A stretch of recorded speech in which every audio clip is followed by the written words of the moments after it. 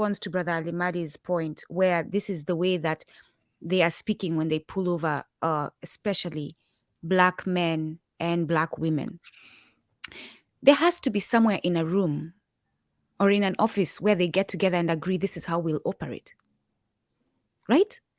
No, I agree This with is you 100%. if it is happening constantly with different individuals, there must be somewhere where the uniformity is sister, being you actually have manufactured. introduced something very critical, and I'll tell you why. Which is going to lead back to Chief Davis. But go on, Brother Alimadi. I'll tell you why. The conversation is there, definitely. Yes. Because if you study police incidents, abuse, of murder, of African men and women in this country, you'll find a consistent pattern in the narrative that follows. Resisting arrest, tried to go for my weapon, pulled out a knife.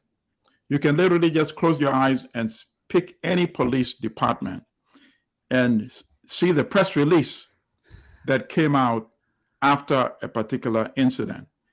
I remember I wrote a couple of editorials about this, and subsequently some of the corporate media did follow-up editorials and did their investigative studies as if they'd come up with it originally. But it's fine. I don't mind if, in our small way, we can contribute to the competition, to do the right thing. But here's the other point I wanted to make. And this is still there. So I'm actually revealing some information that could be useful. Many years ago, the New York Times sent me and another reporter to go to the New York Police Department and go through the files and select incident reports involving young Black men within a certain age range. I think it was between the age of 14 to 16. I don't remember precisely. Because when you are involved in any incident that the police become involved in, there's an incident report generated with your name, your age, your address, whether you're employed or not, and then describing the incident in which you were involved. So they wanted us to, so the police obviously do not allow you to make copies, but they allow you to take notes.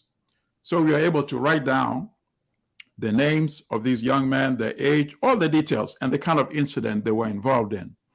The New York Times was looking to see if there was a pattern of, I don't know, behavioral or whatever, or I don't know what they were looking for, but they were looking for a pattern in all these incident reports we are going to compile, and then to do a story, and they ended up doing some story. But here's the most interesting thing that I wanted to bring out at the same time. And I'm talking about this publicly for the first time on Kumbukeni. We were sent there to copy down these incidents, right? But within those same files that we were allowed to access by the New York Police Department, there were incident reports involving police officers. And what was the pattern? The pattern was that every other night, police officers would be taken to some hospital because they were either intoxicated or they had been consuming drugs. So their name would be there and the incident that they were involved in as well. So me being a reporter who looks for all the information, even though I was sent for a truth teller, I also started writing that down. You got nosy. And I went, fact collector. And I said to the New York Times, you sent us to look for this. Here it is, the young 16-year-old. But here's also another set of information. The name of the officer, which hospital they went to, boom, boom, boom. You know what?